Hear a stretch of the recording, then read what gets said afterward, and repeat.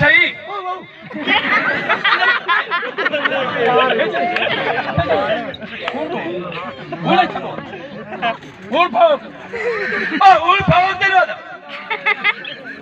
એઠો લાગે भाव क्या की करे थे छुड़ा दिया कई वाला का बोल सकते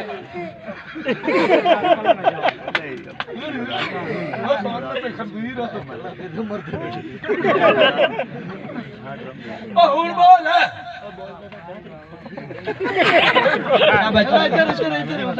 अच्छा जी या ताड़ी होनी चाहिए ताड़ियां भाई ताड़ियां बहुत अच्छे